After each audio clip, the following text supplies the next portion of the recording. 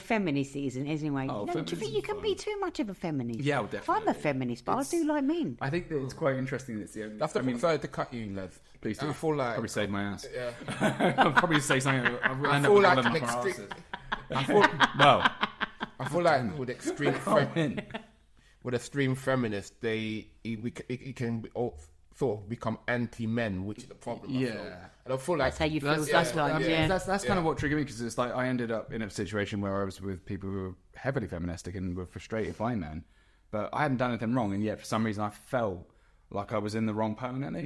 Yeah. Even though it really fucked my. It must be hard. It must not be hard, but like, especially if you being a white male as well, that must be even like it's twice not really as a much. race thing as much, but it was more like the fact that I was the only boy in the house. Because I went to this like diversity. I'm surrounded by very strong women as well, which isn't any criticism at all. But when you voice, when you don't have another bloke around you as much to relate to, you don't know what is and isn't normal male behaviour. So, but equally, you're just kind of still slightly alien. So it's quite a confusing situation to be in, I think. A couple of years ago, I went to this diversity training. Oh, Jesus Christ. That's capitalising. Yeah. That's capitalising on sex. There was like 4 of us in the group, and I think it was like ridiculous. 1 white woman, 2... Funny how they've stopped doing those now. Yeah.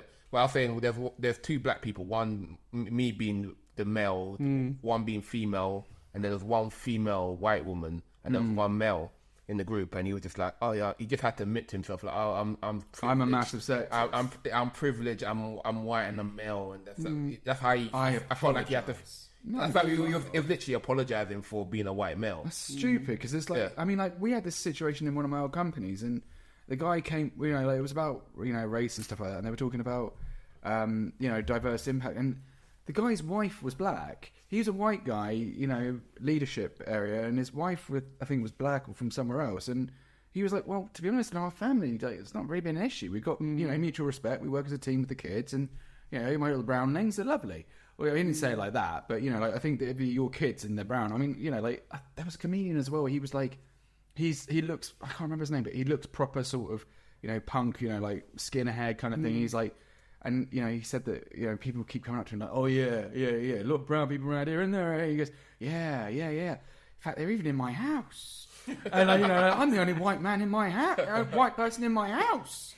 Do you know, think back to the punks, they the subculture, think back to like the mods and the rockers, think back to like the Rastafarians, think back to the lovers rock, all that stuff, like subcultured stuff was like there was a lot of strength. It gave, there was. It was like togetherness, but like real togetherness, Now I think like definition of something cohesiveness that's kind of almost forced on us by people who probably were the ones pinching the asses in the first place.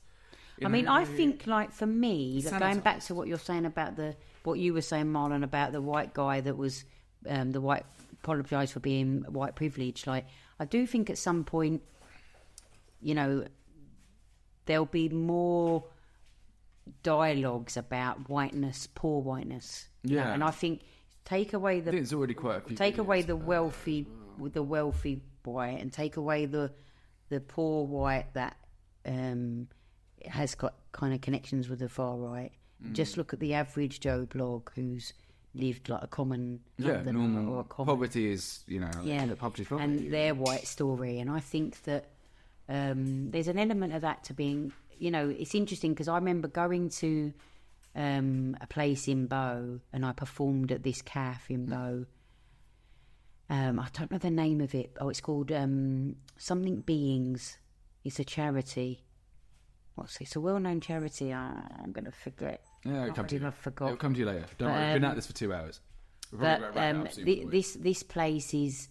It was full of beautiful examples of like modern day Bengali women that were academics that were sitting there accessing the free library, and we we were chatting about what it means to kind of tell the common Londoner story, and actually you've got 2 parts of it there. You've got the common Londoner, which is the whole breadth of the diverse London, but then you've got the common London that was traditionally back in the day white, because London was more white, and that's it's just okay to demographics. tell that story too. But there's a big part of that community that's just gone quiet. It had. I think there's It's just also gone completely the element quiet. of gentrification that's come along as well. And But I'd like to. I would like to tell a bit of that story. Go on. I'd like to capture it. I'd like to use my. I'd like to like capture use my journalism skill and my poetry and my kind of Really common interesting stuff and read. go off and Do like a capture little it. book, like a mini book, Like just the everyday average Joe, and it doesn't have to be. I guess I mean I there's, think common's two very common. options If that there. makes Yeah, sense. Like, there's no such thing as common anymore, really, because it's like the average Joe. Because that's a different. Because I'm thinking like when you think East End, you still think Cockney bloke selling apples and raspberries kind of thing. You but don't I'd like to think- record that, and I'm gonna. I mean, for the next Just 12 almost months, like a I relic. won't because of my job with Women's Refuge. But I'm Go for going it. to see if I can apply for Arts Council funding, and I want to try and That'd be up for capture happening, that story. I might be calling on you, going, "Hey guys," Yeah, there's us. Wanna do We've been some called out for work? another fucking pop podcast. God But damn it, it's cold. It's funny you Why does say she always what pick you- days that rain? But what you just said, it's interesting because in one of my new piece I'm working on, there's a line where I say, "Common sense ain't so common, but us common sense that with little resources we truly have to be resourcefully hench, otherwise common becomes common stench." And it's this idea that if you don't act well on your resources, you fester. Right. It's true. You fester. So before we wrap up this podcast, I want to double back. So I want It's to, got 2 hours and 20 minutes. yeah, Jesus. I want Element chatting away. yeah, I want to go back Almost out of to. beer. I want to go back to how you know you have I want to go back to how you know you have dyslexia. What process did you? What the fuck kind of double back was that? You go full circle. You don't just rip into the I don't know. I don't know, but I know. And I think punctuation. I was assuming that you did some sort of maybe online test. No. The reason why I asked you this question is because yesterday, in fact, when I was at work, I was like, maybe I'm dyslexic because I always struggled with my spelling. I always struggled with English. English was my worst subject. I got every other subject straight away, but English I struggled the most with. I struggled to read. I struggled. I struggled to this day. So that's the reason why I was like, maybe I'm dyslexic. Listening to the Holly episode I was listening to this week as well, I was just like, She's maybe. very inspiring. So, Yeah. So for anybody listening, Holly is the surgeon that with ADHD and dyslexia on our podcast. Yeah. So I'll just. I can't be certain I have, but I feel like I know I have. Okay. It's the I feeling, often man. spell things wrong. I often get letters in the wrong way. So do Me you and think- my mates got to a point where they laughed so much about my lack of ability to check my texts and how I'd always get them wrong that I started sending texts that were spelt wrong to see if Also they could correct read that between the with all kinds of lines. things, doesn't it? Like- So I have that problem. Wait, you used to test your mates by sending them dodgy texts? I have that But they'd problem. have to read between Yeah, the 4 in the afternoon. No, but the thing is, 2 in the morning. Are you drunk or are you being a bitch? lines. No, they'd get it. They'd get it. So I have that problem as well. So what I've done, One eye texting. Actually, what's it like to be dyslexic? One eye texting. Sorry. So what I have this problem. I have the same problem like at work and even in my personal life. So I got this. I think we spoke about it on the Tower episode where I have this app called WordTune on my phone and on my computer where I can just put in a sentence the way I would put it in my gobbledygook. Okay. And then it sort of restructures it into like proper English. Wait, Okay, brilliant. So it's almost like you kind of like translate what you want to say and it comes out in corporate. Yeah. That's quite funny. Yeah, it gives me like 5 or 6 options of what I want, so I just select the right one, and then I use it for emails. I use it for sometimes text. My mate's been using ChatGPT. Yeah, I don't. Yeah, it does have AI software Yes. incorporated in it. So that's what I do in terms of like communicating. It's a lot of these tools, Yeah. isn't there? Like, I mean, do you? It's helpful. It only costs do you me ever use it for £14 a poetry? month. Wow. But I would definitely, like, once if what's interesting, having been a teacher, like, because I was early years for years, I'd often suspect that some children were dyslexic and you could never put them forward for a test before they were 4 because it was too considered Well, yeah, too you can't young. write anyway, yeah. Yeah, but often they would say, even when a child is 7 or 8 and you send them for a dyslexia test, like, he's like, fucking hell, the wine's gone. Marlon's like, Jesus, he's shocked. He's shocked. Oh, yeah. You might hold my beer as well, bless. I remember I've done that a few times. Done all the I've cameras, gone, Jesus. Yeah, You know what? I mentioned I did that before. on Wednesday. I was a bit like, well, I should probably not be doing. You know, like it's like We actually stopped drinking when we record our podcast. Yeah. Like we did it for the first Yeah, those 5 are really boring episodes. We did it for like the first 5 It's a episodes. laugh. No, Yeah. We did it for the first 5 episodes, and then we stopped drinking when we were recording until like this is like the first season back that we started drinking again. It's like season 3. I actually got a job because of that one that Yeah. we did on drinking, and Yeah. it's me just like, it's like, yeah, drinking's terrible. Like, you're absolutely pouring it. Yeah, And I mean, my you boss laughed so much. still drank, but I stopped drinking until now. Yeah, you did about 6 months, didn't you? Yeah, You yeah, did yeah. well. You did really So well. the whole season 2, I didn't drink, and most of season 1, I lasted 10 days when I tried to quit drinking. Yeah. Did not I love go it. well. I think it's the But part yeah, that got me fired. with the teaching, even when kids are at 7, right, and you could put a child forward for a dyslexia test, and what you'll get back is could be dyslexic. Could be. So sometimes you never get a definite. So like that's why some people just don't go for it. you Yeah, know, that's but why I you have for can- ADHD. you I got can- flagged as a child. It's like, could be ADHD. But my mum was like, well, this person's diagnosing every kid they see with ADHD and Yeah. making money from it. Yeah. So there's, and then the other person said I wasn't. And then just, lo and behold, turns out it would have been a lot easier. But, equally, I don't think I'd have had the interesting same 'cause, life and I would have been as happy. As like I've worked with a lot of kids that have had early trauma, and actually some children, especially in boys, you get to the age of like 7, and a lot of the traits of ADHD can also be identified as CPTSD. Yeah, Yeah, I think I had a childhood, mix too from. So that's why it's difficult, and even like a friend of mine today, again, it's not my place to say, but she's quite proud that she's got the diagnosis. She's trained to be a therapist. She was a teacher.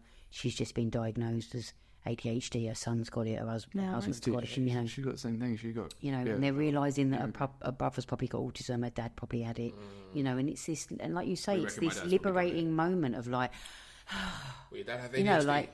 No, I don't. We don't know because he's 72, but I doubt it. But there are little things that I've noticed that used to really piss me off. If he goes in a supermarket, he gets super annoyingly anxious. We went shopping the other day, and all I wanted was I wanted to make sure I got the right thing.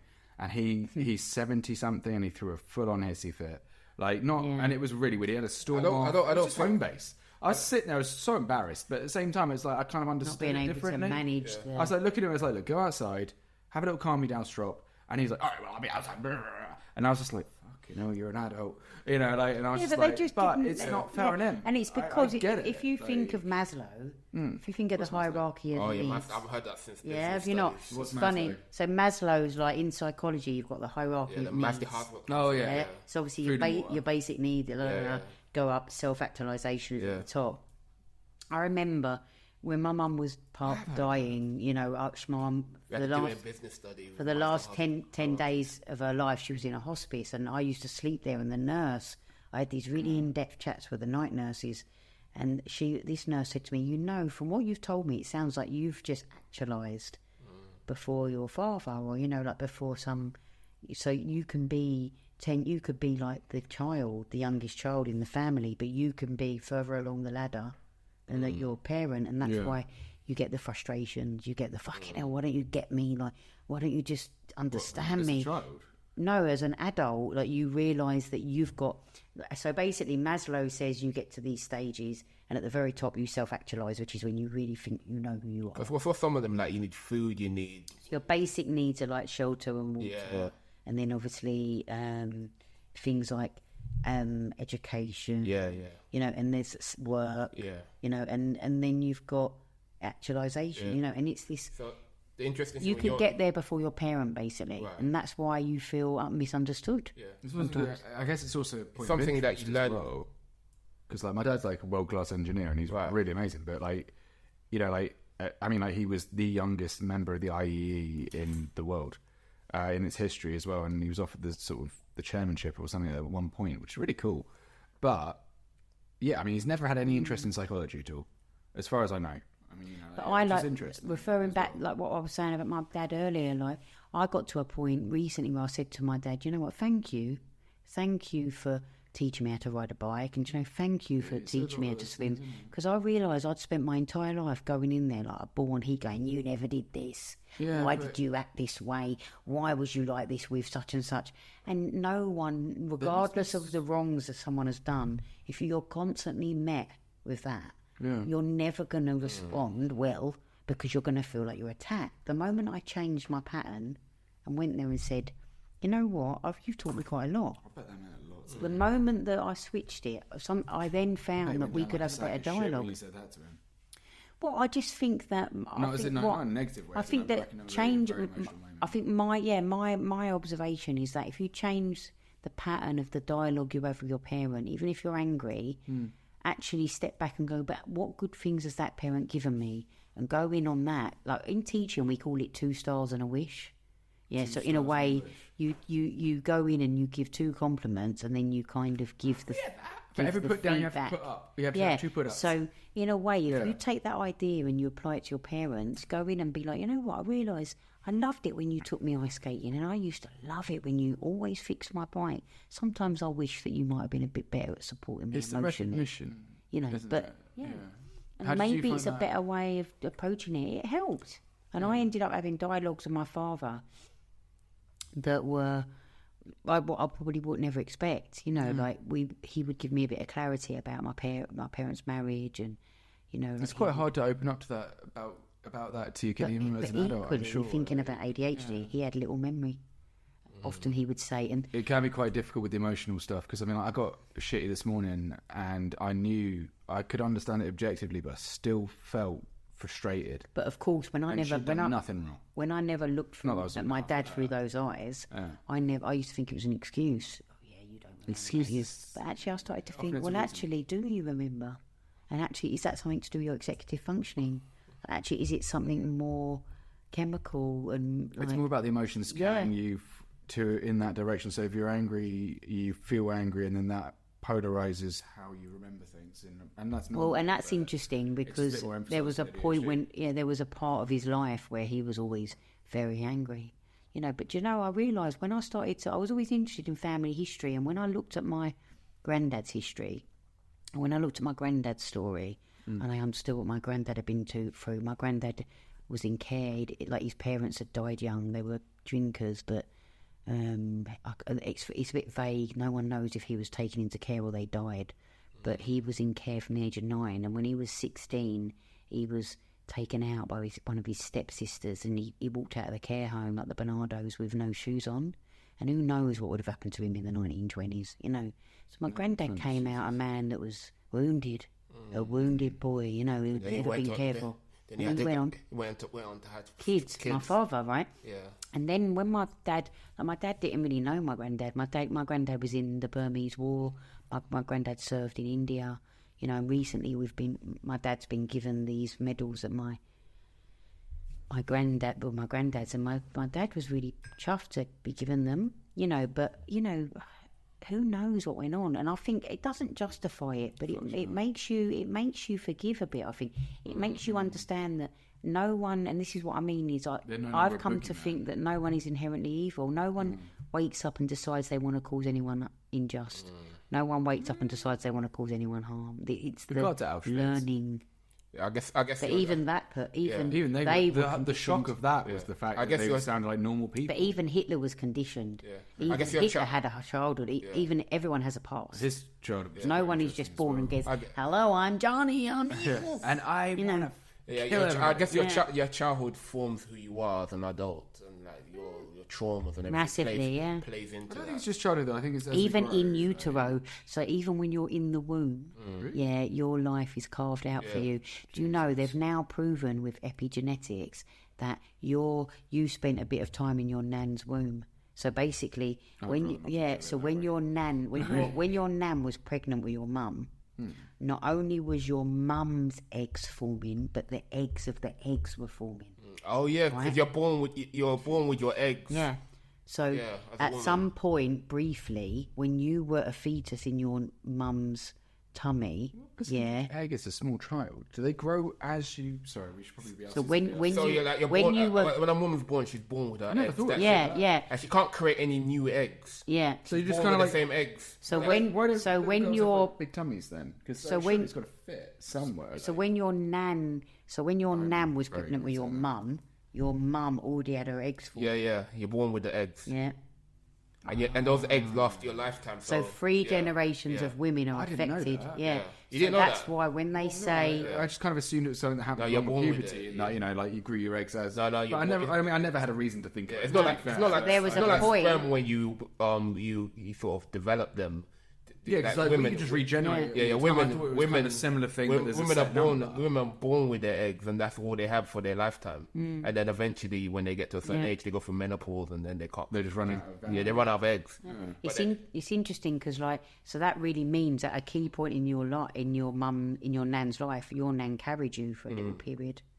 And my nan was really stoic and quite cold, you know. And Mum was lovely. no, my nan was lovely too. But we grew up. My mum, Different generation. yeah, it wasn't. Mum, Even my grand, she's lovely as well, but she's like more stern. She's yeah, more, like my mum she went grew up through on more. farms. Yeah, like farmhands, Yeah. like milkmaids. Like you were fucking the servant. Yeah, my nan was You know. probably one of the most generous people I've ever known.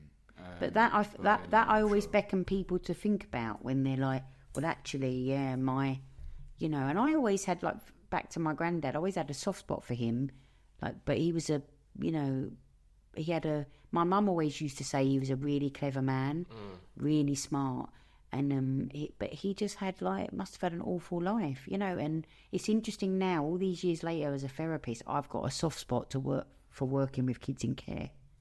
And if you think my grandfather had been in care, and I never really made the connection, but when I kind of have really sat with it, I was like, fuck, like, you know, maybe it's because I see the knock-on effect of what it does. So it's kind of like ingrained in you because you've kind of already. Well, because I saw, you know, what had happened to my granddad had a knock-on effect on his ability or inability to be a father, you know, and how it's impacted free. He'd have gone through a bit. He'd have experienced the wars. Like, Well, he was in World the War war, yeah, and he was he was a deserter. Like he left, he ran, he hid. So is this the Second World War? To be fair, yeah. Yeah, and also he served in the Burmese, Right. and served in India as well. And he was a young man. He was what, 19? I mean, to be fair, if someone's Very young. shooting at me and it's like, oh, for king and country, it's like, I kind of want to go back It's home hard. to my Like, girlfriend. 19, imagine like your life Yeah, fuck coming that. to an end. I wouldn't want to be okay. I mean, like, because it's like everyone's like, oh yeah, he's a deserter, but it's like, well, you know, You're 19, you got your whole put life. him in a position. Yeah, because you don't know what you've got yourself into. Yeah, and it's You like, don't know you've got what a you've kid decided to sign holding up a gun. for. Yeah. The world around is exploding. His best mate's head just blew off. Yeah. You know, like that's you know, and you're not exactly going to give him the same care he It must have needs. been absolutely I'd terrifying. fucking leg it. If I was under that kind of situation, I mean, I'm not saying that, you know, no one knows what they'd do, but the truth is that it's flight or fight, and it's a 50. Honestly, I'll trade my passport in to not go. I'd be out of there. I mean, like, look at all those But Russian guys. it's like, very- they're out of there. It's very interesting, isn't it? Because like when I look at my dad and when I look at my aunt, because my uncle died recently and my aunt has been very stoic about it. And I was saying to my sister, it's all part of that generation of like that Stiff kind upper of lip. stiff upper lip. But It's also they were taught to be stoic. But you know what? I like. Has that ever benefited anybody? I think there's a for and against, right? Because if you, like you were saying earlier, if you're so in your emotions and you're so in your head, you can't operate, right? So then you get those people that have just gone, oh well, it's part of life, move on. It's the ability And to get I'm on not with it, saying but at that's the same fully time good. as appreciate it. I think that's what makes Yeah. an adult these But days. I'm not saying that's fully good either. But if you can take a bit of the emotional, oh, I need to understand myself, and the oh well, just like get on with it, and you can action marry and it thought. together, Yeah. right? It could make the perfect recipe, you know. Because though, if you think, I was saying to my friend Nancy earlier that my dad's 74 now. He's sadly recently had a diagnosis of a blood issue, and he just went, well, what can I do? You know, I've just got to be better, haven't I? Be healthier. You know, can you give me some advice on some vitamins? You know, and I was like, of course I can. You know, Oh, what and a lad. you know, and so I mean, yeah, fair play to him. yeah, I mean, and like, so yeah. what can they do? And so, and if you think my dad's gone through his entire life, he ain't donned all these vitamins. He hasn't taken all this kimchi and this give it a crack sauerkraut anyway, and all though. this vitamin D, and he hasn't like. And don't get me wrong, I take all this stuff. I'm all about gut bio and gut health and all that. But all these people that lived on bread and butter in their kids' years, you know, all of a sudden, you know, they're in their 70s and they're still living. So it makes you wonder. Yes, it works. I mean, they do live but for the less body, time than these days the kids will, because, I mean, like, nutrition and things like that. But, you know, I think that... I think Well, a we big don't part of actually it know is that yet, do stress. I think a massive part of it is stress. Oh, My huge. mum ate better than my father, but Yeah. my mum was always stressed, and she died at 62. I think you know, stress is so a I huge think- element of it, and I think that it's like, you know, you can eat whatever you like, but at the same time, if your body's constantly screaming, and it does destroy your body. It needs rest. I think rest is the recipe of a lot. I mean, I I found think that rest is the recipe that Well, we they need. said like what Martin Luther King died in his 30s, but his heart was like 70 years old. From the Yeah. stress he went through. Yeah. So I think noticed about it. it. So why is it that you meet people that don't lift a finger in their whole life, and they still live making live it. till they're 90? Yeah. You have to be the right level of activity. because of activity, because of stress, because of exertion. But Yeah. rest. There's that huge, like, there's quite a lot of like quiet quitting, like that backlash from, you know, like this generation, the generation plus, where they're like, maybe this hustle culture isn't really the best idea, maybe we're just being taken advantage of. And it's true, I think, to an extent. I mean, like, you know, having been a journalist, for example, like, I have no concept of what is, you know, like hard work to other people, and that's what I found quite difficult to adjust. That was the biggest adjustment I had to make. Well, it to depends what you corporate, define as hard work. Like, you know, you can do a job where you don't have physical exertion, but your mental capacity is like, mental was like, you know, lobotomy. like, tick, tick, tick, go, go, Like, go, for go, one go, flew go. over the cuckoo nest. Woo, you know, like you. I don't see that many deer burning out. You know, like that's what I'm thinking. I was like, this isn't okay. Yeah. You know, like no one else gives a shit, enough of a shit, and there's me unable to sleep. This is not a normal thing. But it's physical rest for sure, because like I think that if It's you like get you have to enough learn it. sleep and rest, and you can harness, you can see your body as an ecosystem in itself, and you can honour the rest it needs, you're halfway there. I think when you get people that have unfortunate scenarios, It's you know, control element. it's like freak scenarios where one-offs, like the body, like we've been, we have a design flaw, don't we? As humans, our only design flaw is that we have to sleep 8 hours a day. Like, you know, when you think they make robots, when they eventually make robots, do you think 24 they're going to hours. make them sleep? Probably not. So our I only hope there's design for recharge flaw. the batteries, quite literally. Maybe, but if we're talking about God, divinity, and all that, if we were made from a higher source, sometimes I think, well, maybe out there, maybe we were. Maybe I sometimes look and think. Even today, I looked and was like, isn't it funny that we can? Even our fingers are now hands. Like we've been made in a way where it's Yeah, I sophisticated. definitely think that we had a creator, whether you believe it's God. A design or element whatever. to it, yeah. Evolution. Have you ever watched those episodes called Ancient Aliens? Yes, I did. Yeah. I was obsessed with it. Yeah, I did. You know, to the point where I started hearing things around my house, and I was like, "Is it the alien talking to me?" Well, And I had to be like, My girlfriend, she gets freaked out. Fred as fuck. cut you quickly. And it's when the cat stays over and just stares into the hallway, and I'm like, fuck this, I'm out. So the body of Christ compels you. There's me going around with shaving cream. to go off point really badly. Have you seen the thing about they like found aliens and all that in the Congress? They find that every two. Yeah, they found. "This? all the Do you think that's true?" So they basically in Mexico, they found aliens. That one, that It's body like, there, yeah, the body, 78%. and apparently in Congress, somebody said that there's been a big cover up and the aliens are real. They found spaceships. They found all these things. Well, ancient aliens, though. Yeah. Have you not like actually, when you really look into that and you delve into it, you're like, well, like, fuck me, like, is this?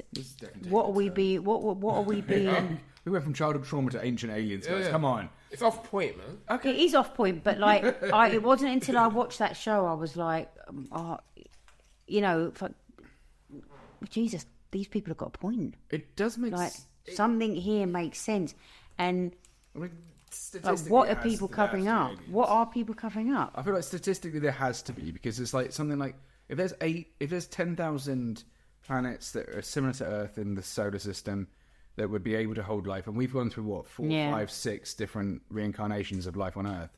You know, you had the Jurassic period, you had like Yeah.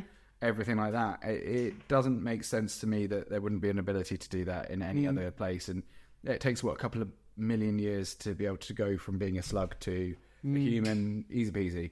Well, not easy peasy, but on the scale of it. It would be I think. bizarre if there wasn't such Sorry, thing. I think if you can get like really down and like down and like depthful with the earth, and you can sit and like think like God. Even when like you lay on the earth and you lay down and you look at the sky and you look at the way you're made and you think, God, all this stuff is so quite magical.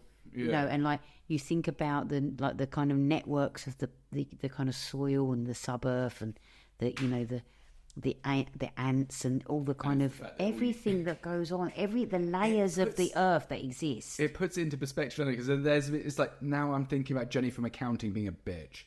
Jesus, and that's what I spent all of my last night worrying. Don't sweat the small stuff. Exactly. Don't sweat the small stuff. I mean, gosh, I love teaching, but the one thing I will never miss is the staff room. No, because it was like a microcosm. I think teacher stories are the best. I love teacher stories, but for me, it's offices. I can't. But that's when I started to think I could be neurodiverse, because I used to go into the staff room and I couldn't do small talk. I didn't care about all the small shit. I wanted to go deep. I need a conversation. People didn't want that sometimes, you know. And that's why we do podcasts these days. I reckon most people who have a podcast, we're all a little. There's a certain breed, I think middle class and white. I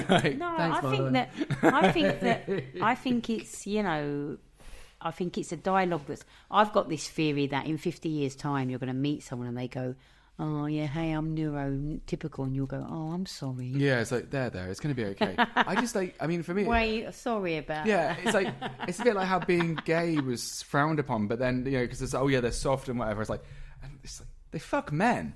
It's like, how are they soft? They're hardest bloke in it. But all that stuff has gone on for years, hasn't it? It's like.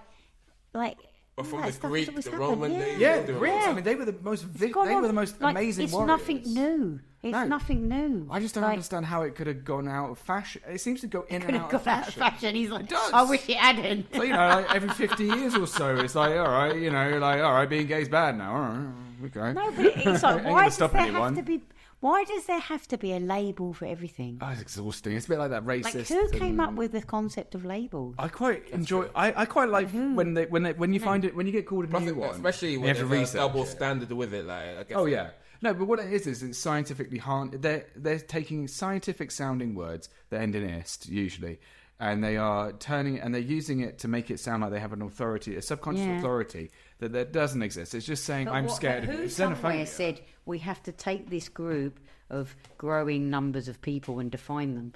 Probably the Nazis. Someone somewhere must have had to say, we need to give a name to this. Like, where did that even come from, this concept? Well, why do we have to give a name to it? But also, why does it have to be such an extreme label? Because it's like, I think that everyone's slightly xenophobic. People fear what they don't know naturally. So we're scared of the dark. So I think that when you have a community of people who come along and people are like, what's that about? They're acting different to us. There's a curiosity, but there's also a fear.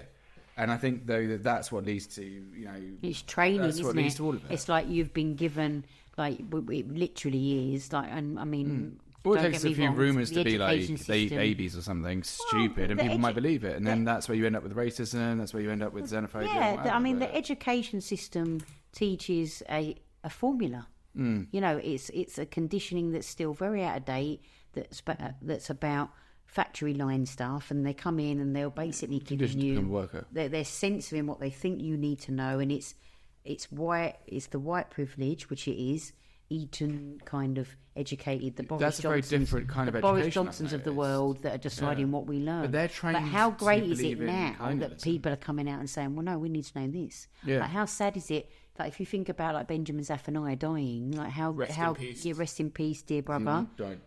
Rest in power, right? Yeah. I was distraught, because I used to read his books relentlessly to my class, and like as an, just as, I don't want to say as an alternative, but back then it was an alternative because he was a rarity.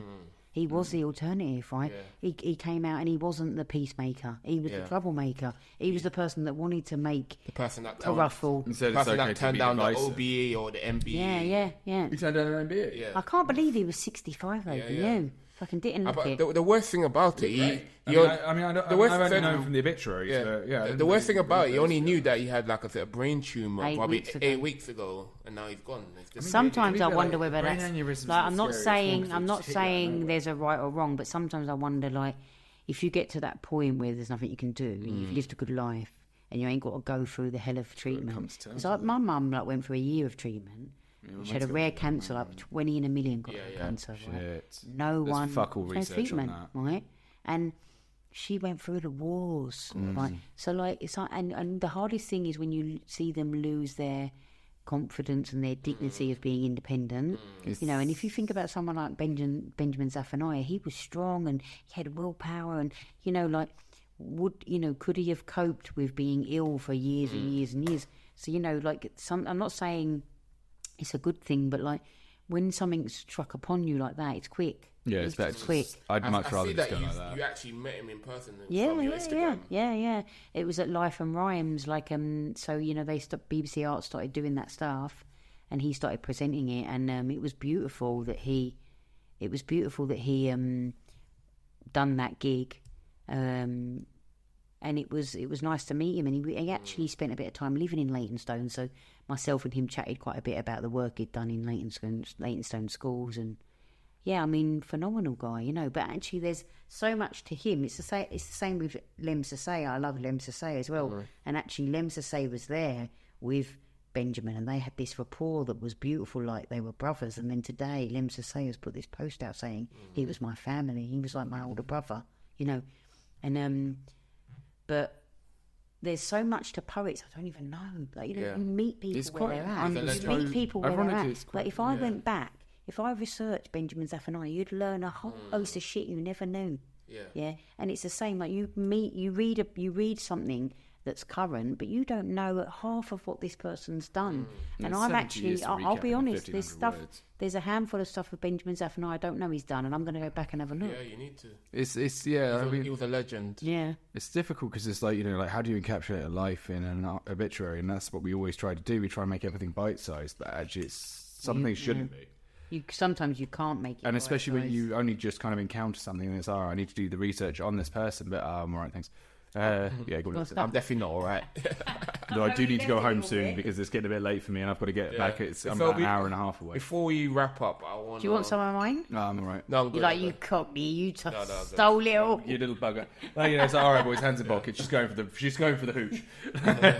She's gonna go for the cupboard. Before we don't leave her alone, Marlon. before we don't put that in the fucking recording. I'm gonna get it called 15. You're cockneyist now. Fuck off.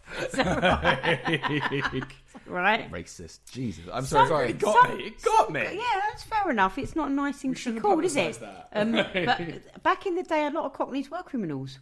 Yeah. There was a lot of people that were, you know, criminal activity. There's still a lot of people out there that do criminal activity, you know, like... You're going to get crime everywhere, aren't you? Otherwise it wouldn't be defined, and there wouldn't be criminology, there wouldn't be a legal system. But also, when you get comments like that, you've got to realise that you either just block them... Yeah. You know, and even sometimes you don't even have to succumb to their comments. What you do is you just block it straight away. No, but for me, what I take it, I always take negative comments as a positive, because I feel like if I've moved you to the point that you actually had to write something, I've done something well, because like there's so much content. There's so much content out there with TikTok, Instagram, YouTube. Is that you can ignore? People ignore all the time. The fact that I've done something that trigger something in you to comment, I take it as a positive. Yeah, but and if you're gonna do something negative, I'm not gonna even acknowledge you. I'm just gonna be like, well, okay, I've moved you somehow. I've made you think. Yeah, you've watched my episode and you've commented. So I don't take it. I never take it as a negative. I like the ones where the people say, yeah, you know, this resonated with me. I think as a white person to be called racist, it's so scary. But actually, it's a painful thing. It's all bullshit as well. Like for the pretty switched on, fair, loving, empathetic white person, I think to be called a racist is it's an insult. It's an insult because the average, you know, of course you're always going to get the wrong uns out there, and I'll be the first to put those wrong uns in their place. I think it's racism and this sort of fashion of saying it's a painful thing because there's a lot of people out there that strive to do. It's a nasty thing to be called. It's inaccurate because it's like, I mean, like, don't worry. Unless you are it. There's racist and there's sort of saying something that sounds racist or something that's, you know, like that can be misinterpreted. I mean, like, for example, if I was a copper and I pulled you over because you were black, then that's racist. If I'm a copper and I pulled you over because we happen to be in a predominantly black area, and you know, like, and you're driving a car that looks a bit like it's been stolen, that's not racist. No. So it's the reason behind what it's the story behind it. Also, I think that it's the motive. And the only to play devil's advocate here, the only thing I could say with that situation is that people don't like things being compared to racism. Yeah. So that's the Yeah, only, because that's the it's a only, separate. It's just such an it's a easy separate go-to. struggle. So that's the only thing Yeah. I could be like, I can empathize that. Okay, I get where that person's. I don't know what their background is, but I get where they're coming from. But it's just such an extreme thing to say. I don't think it was. like, I don't think it was racist. I think it was a very light comment. It was just like even a racist he just said, comment, "Oh, it's like discriminating someone because they're black." It's a demonstration of discrimination. It's not necessary, but to liken two different discriminative practices is not the same. But people as just being don't like those that. things. But it's just that like everyone gets triggered by something. I mean, this I person's think immature. that if you say you take someone really like respected like a Carla or someone like that, and they Poet, Yeah. another poet. yeah. She's smashing out the names. Right, and he puts a thought of pattern out there. He puts he puts something out that makes you think, and you chew the nugget over, and you chew the thought over it. Because I've got friends like that. How you choose to be offended by it or frustrated by A friend of mine is someone that will like will plant a seed in my head, and 4 months later I'll still chewing about it because it's a real thought thing, right? So for anybody listening, Carlo's Miss Dynamite's little brother. Yeah, so you take Like, him, he wrote right? a book about racism. As well, Phenomenal Great bloke. guy, yeah. But you take something like, if he puts a nugget, and in a way maybe he could say, he could say something risque and he'd still put a nugget in and people would chew it, right? I think that it's difficult when you I think there's still so much unsaid dialogue that needs to be said around everything. Like, I think there's a lot of I want to articulate this right, but there's a lot of kind of white narrative out there that wants to be heard, right? And it's a valid whiteness, and it's not about it's not got any negativity attached to it. It just wants a voice, right? But I think even though it's not going to offend anyone, people are still finding it. Yeah. People are still scared it's going to offend. So therefore, no one's coming out and saying anything. Yeah. And it might not. The dialogue that needs to happen has got no connection to race. But maybe people are scared that if they come out and say something, people are going to connect it to race. I think that's a problem. I think that's a It's problem so in easy to society. connect it to something so divisive. Especially in America. I feel like we should be able to have dialogue about racism, dialogue about race, dialogue about being who you are, without it being like you're a racist. You should be able to have those dialogues in society. You should be able to make jokes about sort of things like that, but in a way that's not. Where you don't. I mean, I think it's that overbearing consciousness because it's a point of comparison, and like you're saying, in the same way people don't want comparison. If a white person comes out, like you say, and you might say, I've had this difficult scenario, it doesn't compare based on what black people have been through. Indian people or the Sikh have had to experience in the Kashmiri divides, and but people still feel they want to come out and voice it. But maybe sometimes that some people don't know how, because they don't want to offend. And there's stories out there. And the way I see it is, it's not about tit for tat. It's not about your story, where does it score on my story. It's about these people. There's a whole host of people that might just want to record their stories. They might just want to share their oral history of the time. Yeah. So if I went back for 70 years and I interviewed someone from Cockney London, their story about Cockney London would be very different to 50 years forward.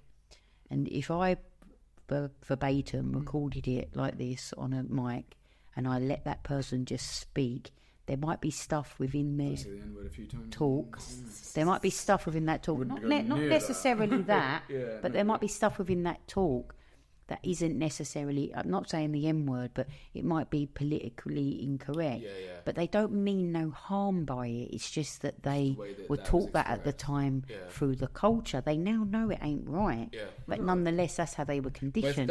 That's like when I go back and watch certain TV shows. Like I like Porridge, for example. I mean, Little Britain, that did not age well. I like Porridge, for example. I can't fit with one of the Ronnies. Yeah. And he was like, some of the jokes that was made of like anti-black. All that's so wrong, isn't it? It's wrong, but like I enjoy that show. I don't think it should be You did it at the time, perhaps you didn't. Yeah. But I don't think now we should be retroactively be like take that. Bang. We want to reproduce certain jokes. Well, no, because it's still part of the kind of history. It belongs in that time. It's an interesting point. Yeah, it's an interesting point. I mean, did you ever watch episodes of Some Mothers Do Heaven? No, I didn't watch it. Did you ever watch the Alf Garnett stuff? No, that stuff. That was like hardcore, wasn't it? Look that up. See what you think of that. That was like hardcore. None of that would be in it now. Yeah, there's a lot of shows now that wouldn't be allowed. I don't think it should be taken down. There's some stuff now that comes out and it's just not that interesting. Yeah. And it's, it tries too hard to be inclusive for everyone. And if you include everyone, then you lose the concept of humour, which is the reason we laugh is it's the same as monkeys, is because we're trying to bring someone back into the group. Well, also, it's because often we make comedy around things we're unfamiliar with. Yeah, familiarity, tragedy. I mean, look at Michael. But I'm not. I mean, I don't. If you take away everything, definitely something in my eye. It's not related to the conversation. You hear a joke about something, and you laugh. And this is my argument. I mean, I'm not saying I'm right or wrong, but comedians, as an example, I remember once watching a Dave Chappelle. I do too. But it was after the whole documentary around Michael Jackson. Yeah. And I watched that documentary based on the work I do. That Leaving Neverland. Yeah. And I was like, things were a bit shady for me after. So I was like, well, this is a bit. This is. But and then Dave Chappelle kind of came out and said, made joke of it and completely ridiculed the two blokes that spoke out. Yeah. And I thought, and loads of people hounded him a bit. You shouldn't. You don't know if it's true or not. But comedy is comedy, right? So it's the ability to laugh at society. I think that's the beautiful thing about. Well, that's when things. So when you lose sight of that, then we take because comedy isn't flaky, is it? Exhausted. Huh? Comedy can't be flaky. No, but it's also good. So if you're going to laugh about this, but you say this can't be laughed about. Yeah, then you're not doing the job properly. No, but I do think, in my opinion, I don't think I don't particularly think paedophilia can be laughed about. Did you ever watch? I don't know. I mean, it's the way that paedophilia sometimes. Well, I mean, I wouldn't make a joke of paedophilia anyway, just because it's just not funny, but. What was that show though? It was called League. Was it League of Gentlemen? Oh yeah. What with the guy who looks a bit like a pig, and it's they used to freak me out. I didn't like it. Didn't that get banned though? So I think I think that's the one area for me, like amongst the probably other areas. There's many other areas, but that particularly shouldn't be laughed about. So maybe comedians should be told don't joke about that, but they still do. I mean, there's things you should.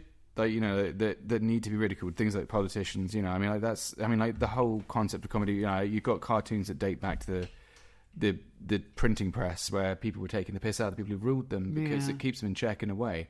And if you can laugh at the people who are actually making your children starve, it's a relief. It's to say, okay, well, yeah, the world's shit. Let's, what are you going to do? You're going to cry about it? It's almost like people on a serious note go, "Oh, you shouldn't be laughing about that." That makes those people shouldn't be the ones who are in charge of comedy, because if you can't tell a joke, or if you're one of those people who doesn't really laugh about it, I mean, one of my ex-girlfriends, it's hypocrisy, isn't it? It's hypocrisy of the world. Yeah, and it's exhausting. It really is, yeah. Because I think that we need laughter, especially in dark times, and if you can't laugh about something dark.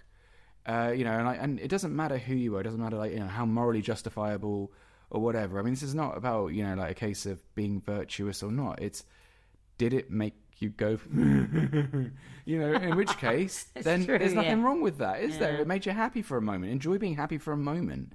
And then afterwards feel absolute shame. Well, I mean...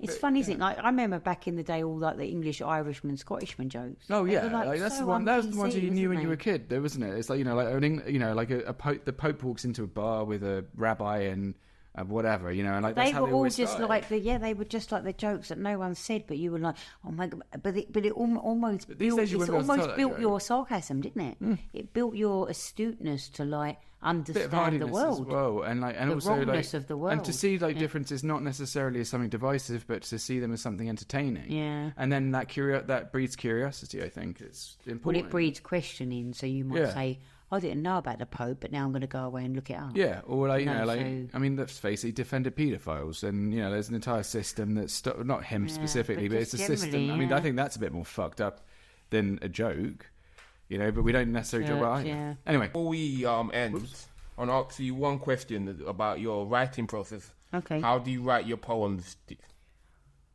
Oh, it's a hard one, that, because it depends really. Like, I can wake up and I can think, I've got an idea, I've got a theme, I'm going to sit down and I start with a very simple brainstorm. So say I take something like, if I want to brainstorm something about class, I'll put class as a word in the middle, I brainstorm and I write the words that go around that, and then I brainstorm around the words that go around that, and then I keep brainstorming until I end up with a spiral of words all around that singular word. Mm-hmm. And then I look at all the words that's been created around that one word. it's just like you build the theme around the word and then you kind of put it together. Yeah, the connotations and the sounds and anything. It doesn't only have to be words. It could be sounds. It could be themes. When you write your poetry, is it about rhymes as well? Sometimes it's about rhyme. Like, sometimes first I'll start with all the words that are connected to it. Then I'll look at the words that might be rhythmically connected to it. Too much wine. And then I jot. Can't get your words out. Yeah. And then I jot them down as well. And then I'll sound it out. But then sometimes, like recently, as an example, I've not started writing this poem properly yet, but I was in the car, and this happens to me a lot, so I voice note in the car a lot.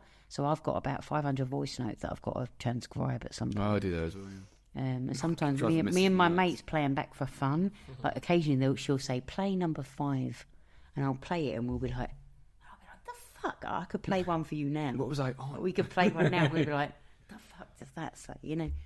It's interesting how you do that, because But I was in the car one day and I was like, so when I left London, and I was like, I was just going to leave in London to go to Margate, and I was like, I've locked lips with the unlit bits of this city. And I was like, oh, that sounds good. And it was all the rhythm. It sounds like we're snogging clams. I could have been snogging clams. No, that came out wrong. Sorry, and then what I do is, like... I keep saying it, I've locked lips with the unlit bits of this city. I locked lips with the unlit bits, and then I even get tongue-tied. I've locked lips with the unlit bits of this, and when I get tongue-tied, I think about the sounds that come off the tongue-tie. That's interesting. So I just play around with how it actually sounds, even in error. In error is good, because it's like, it's that whole red lorry, yellow lorry, and then the next thing you know, she's like, blah, blah, blah. So do you actually write it down, or do you try to memorize it off the top of your head? Sometimes it comes to me as a rhythm, as a word that sounds nice. Sometimes I write it down and I've got a theme and I think I really want to write a poem about this. Let me try and come up with some words. It can vary. So it depends. Like, some poems I've written purely based on something that's set. Like, I've started with one line and then I've run with it. And then other times, like one of my poems, No Anagram in I, which I've not read for a while, I did an Instagram post and I wrote it as a caption. The first paragraph I wrote as a caption, and I looked at it and I was like, fuck, that's a really good opener for a poem. And so I took that caption and I've just run with it, and I wrote a poem off the base of that caption. So I think it just depends on, like, the little epiphanies you get in life. Get these little epiphanies and you're like, oh, I'm going to run with that, because that's the story. You never know if the story you're going to write is going to be shareable, but what you've got to know is that you've got to back your own words. So if you're backing what you say, someone else is going to resonate with it. That is it. Like, you're never going to be certain that what you're writing is okay. Yeah, but you've got to back it. Yeah, and then you kind of edit it again and again until you're proud of it. So sometimes it can be like there and then. Like, my poem about my birthmark took me about 7 months to write. And it is a powerhouse poem. It's like a 7-minute poem, but it packs a punch every time for me. And this is the irony: when I perform it, it packs a punch for me, because it's my little girl. That's where the passion saying, comes from. Yeah, and that's why it's there. And then sometimes I've written a poem in like 2 days. It's weird how the ones you put the least effort into tend to resonate the best. That's that's what I found with articles. Is like one I took 5 minutes on, and it's like 10,000 views, and the other one, like, I spent a week. That goes with everything creative you do. You never know what's going to resonate with people. So you'd be like, you put a lot of effort into something, and then you're like, this is gonna reach people, and then nobody cares, and then you do something in like a minute, and everybody. I mean, the article that I wrote.